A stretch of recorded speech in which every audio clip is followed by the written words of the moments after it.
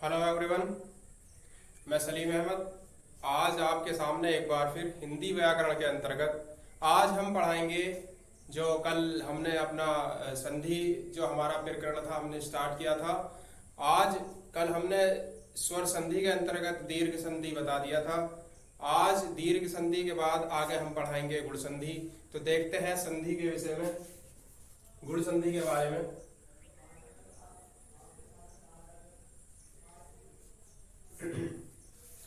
कल हमने बताया था कि संधि के 3 भाग होते हैं, स्वर संधि, व्यंजन संधि और विसर्ग संधि।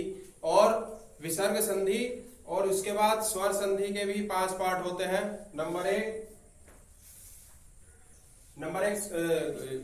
दीर्घ संधि, नंबर 2 गुण संधि, नंबर 3 विरद्धि संधि, नंबर 4 अयण संधि और नंबर 5 अयादि संधि। तो कल हमने दीर्घ संधि के विषय में आपको बता दिया था। आज चलेंगे गुण संधि। आज हम गुण संधि के विषय में आपको बताएंगे। गुण संधि देखिए, इसका कुछ रूल है जिसको मैं आपको बता देता हूं। तो क्या है, यदि ए या आ के बाद, यदि ए या आ के बाद ई ऊ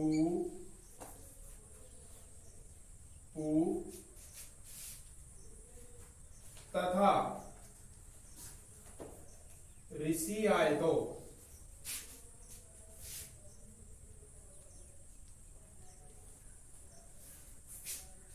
यदि ए या आ के बाद ई ऊ तथा री आए तो क्या बन जाएगा? क्रम से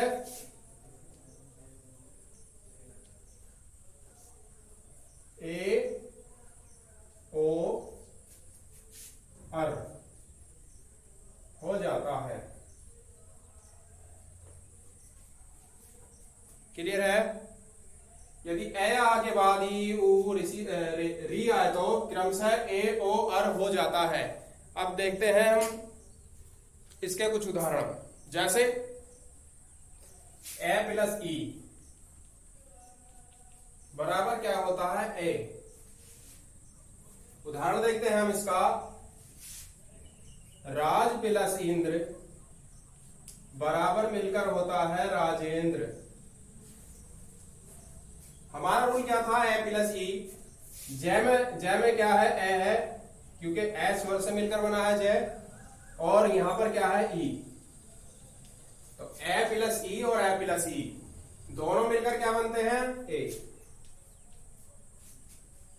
यानी कि जब इन दोनों का आपस में मेल हुआ, जब इन दोनों की आपस में संधि हुई तो मिलकर क्या बना? ए बन गया। समझ में आई बात? आगे देखते हैं। ए प्लस ई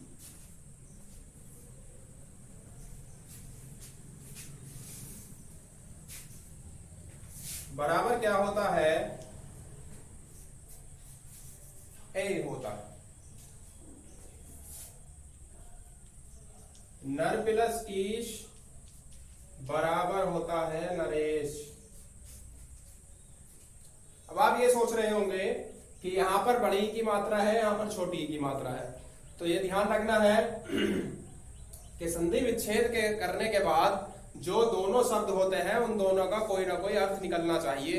जैसे कि हमने यहां पर बताया, राज शब्द का भी अर्थ होता है और इंद्र शब्द का भी अर्थ होता है। अगर हम यहां पर बड़ी बना देंगे तो इंद्र शब्द जो है वो गलत हो जाएगा। इसी प्रकार नीचे देखते हैं, नर का भी अर्थ होता है, नर माने मनुष्य, नर पर्यायवाची है मनुष्य का। और ईश का अर्थ होता है, ईश पर्यायवाची है ईश्वर का। अगर हम यहाँ पर छोटी ई लगाएंगे तो ये जो है गलत हो जाएगा, इसीलिए यहां पर हमने बड़ी ई लगाया। क्लियर है? तो क्या बना? नरेश बन गया। अगला देखते हैं, ऊ। ए प्लस ऊ बराबर मिलकर क्या बनता है? ओ। हमने लिखा वीर प्लस उचित बराबर वीरोचित। वीर प्लस उचित बराबर वीरोचित। ए प्लस उ बराबर ओ। समझ के बाद आगे देखते हैं। ए प्लस उ बराबर होता है ओ।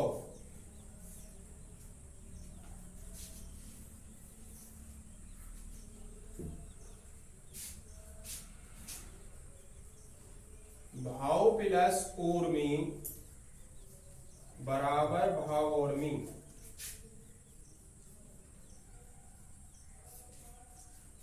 यहां पर बड़ा ऊ है, यहां पर छोटा ऊ है, दोनों हमारे फार्मूले हैं आपके सामने। आगे देखते हैं। री ए प्लस री बराबर क्या हो जाता है? अर हो जाता है। देखते हैं किस प्रकार होता है। राज प्लस ऋषि बराबर होता है राजर्षि। क्लियर है? तो ये थी गुण संधि की बात।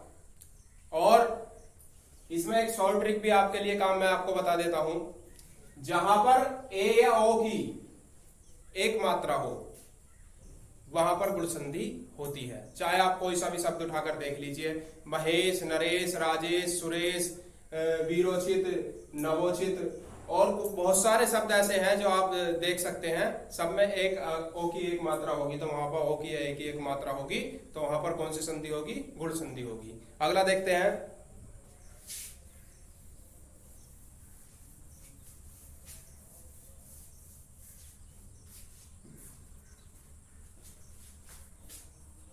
आगे देखते हैं विरद्धि संधि नंबर 3। स्वर संधि के अंतर्गत नंबर 3 है विरद्धि संधि।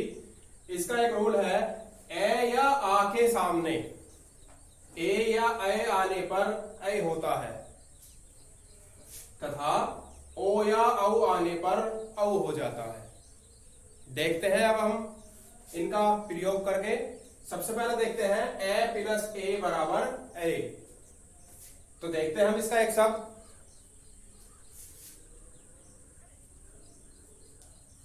लोक प्लस ऐसा बराबर लोकेशना।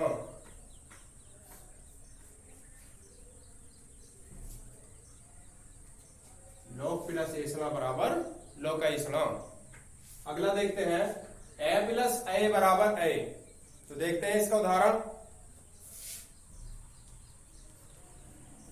धन प्लस ऐश्वर्य बराबर धनैश्वर्य। बात समझ में आ रही है? ए प्लस ए बराबर है, यानी कि लोक प्लस ए ऐसा बराबर, यहां पर हमारा ए है और यहां पर क्या हुआ? ए हुआ। तो दोनों मिलकर क्या बन गए? ए बन गए। समझ के बाद अगली देखते हैं। आ प्लस ए बराबर ए। तो देखते हैं इसका। सदा प्लस एऊ बराबर सदैव। यहां पर क्या है? आ है और यहां पर ए है।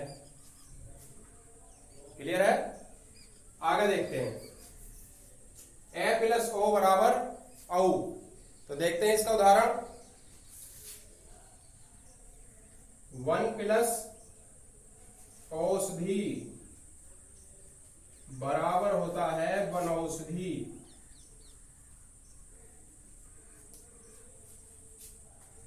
बराबर होता है वनौषधि। उसके बाद देखते हैं आ प्लस ओ बराबर औ होता है। तो इसका उदाहरण देखते हैं। महा प्लस औषधि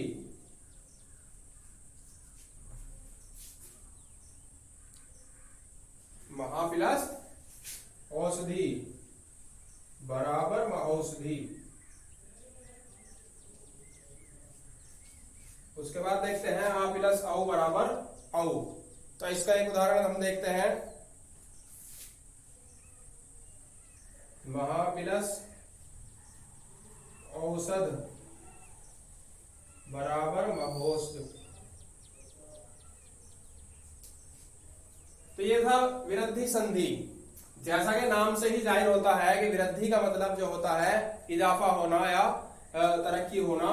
गुण संधि में हमने क्या देखा था कि ए या ओ की एक मात्रा होने पर किसी शब्द में वहां पर क्या होती थी, गुण संधि होती थी।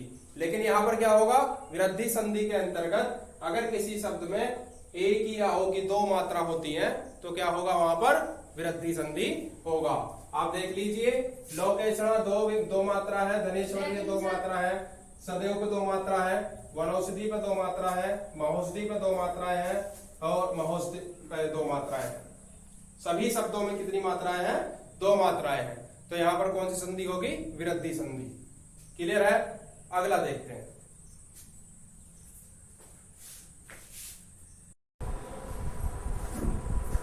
अब आगे देखते हैं नंबर 4, स्वर संधि के अंतर्गत यण संधि।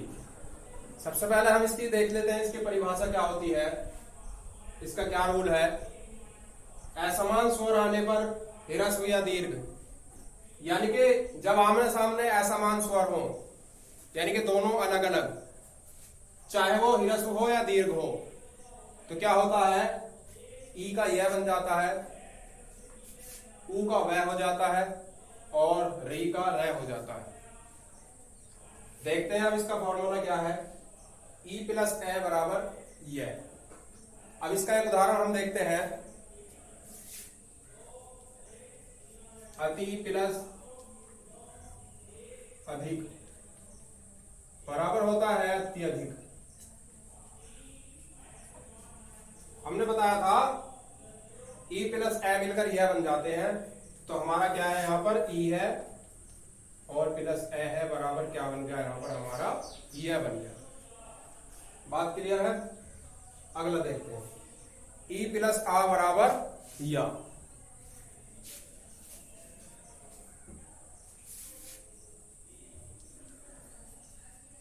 अति प्लस आवश्यक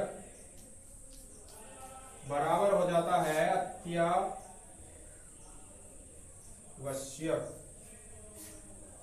यहां पर ई के बाद आ है, दीर्घ स्वर है। ये कौन सा स्वर है, ये ह्रस्व स्वर है। तो हमने बताया था ह्रस्व हो या दीर्घ हो, तो यहां पर क्या है, पहले में ह्रस्व है और दूसरे में दीर्घ है। तो यहां पर दीर्घ जब इसके ई के सामने आया तो क्या बन गया, उसका या बन गया। यहां पर हमारा ई है और प्लस में क्या है, आ, तो बराबर क्या होगा, या होगा। यहां पर क्या बन गया हमारा, या होगा। अगला देखते हैं, ई प्लस ए बराबर ये। नदी प्लस अर्पण बराबर होता है नद्यार्पण। क्या होता है, नद्यार्पण। अगला है ई प्लस आ बराबर या।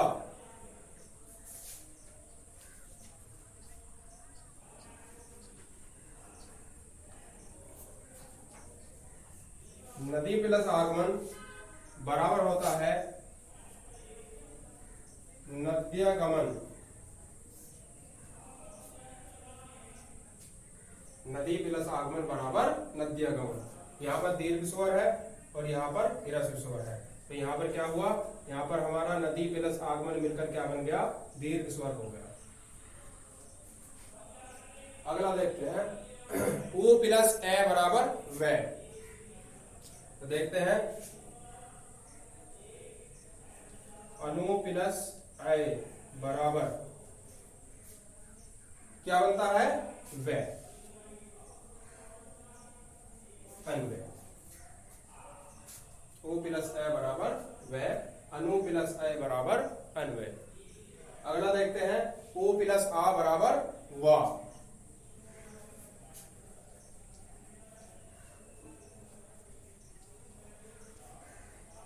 सु प्लस आगत बराबर होता है स्वागत।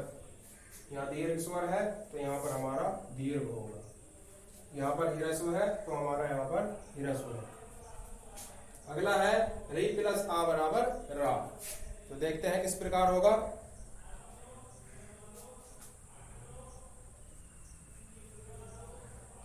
पितृ प्लस आल्य बराबर पित्राल्य। तो ये था यण संधि। अब अगला है अयादि संधि।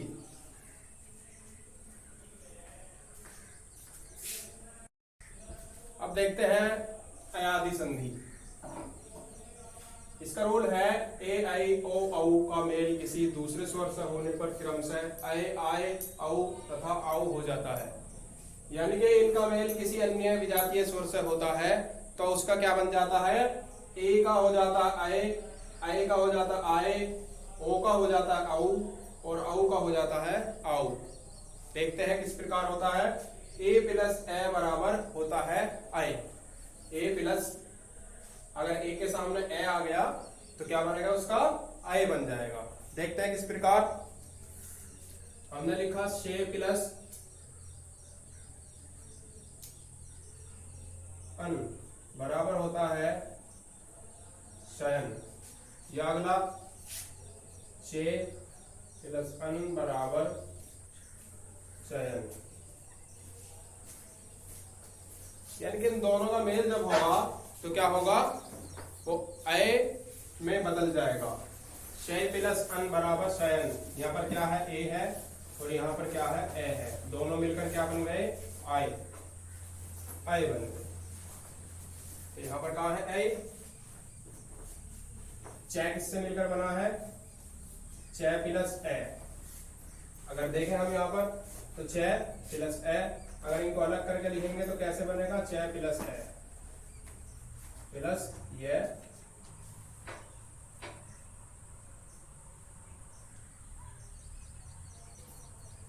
इस प्रकार होगा।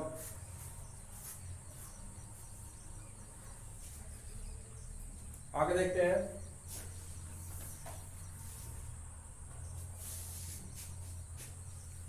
दूसरा देखते हैं, ए प्लस ए बराबर होता है आय। देखते हैं गए प्लस अन बराबर होता है गायन। गायन, गए प्लस अन बराबर गायन। गए प्लस अक बराबर होता है गायक। अगला देखते हैं ओ प्लस ए बराबर होता है औ। तो किस प्रकार होता है, देखते हैं। भो प्लस अन बराबर भवन। औ प्लस ए दोनों मिलकर क्या बनेंगे, आओ बन जाएंगे। तो देखते हैं किस प्रकार। हमने लिखा पाओ प्लस अक होता है पाओ। यानी कि ये था हमारा अयादी संधि के विषय में। इसकी पहचान क्या है कि शब्द में अधिकतम 3 वर्ण होंगे। जिस प्रकार हमने देखा चयन, गायक, पावन, भवन, गायन, शयन। इसी प्रकार 3 ही शब्द होंगे, अधिकतर 3 ही वर्ण होंगे किसी शब्द के अंतर्गत। तो वहां पर कौन सी संधि होगी, अयादी संधि होगी। और अय, आय, औ आदि शब्दों का उसमें प्रयोग होगा। तो ये था हमारा स्वर संधि। अगर आपको इसमें कोई प्रॉब्लम है तो आप मुझसे कॉल करके भी इसके बारे में मालूम कर सकते हैं। कल आगे, इससे आगे हम अगली क्लास में हम बताएंगे व्यंजन संधि। तब तक के लिए धन्यवाद।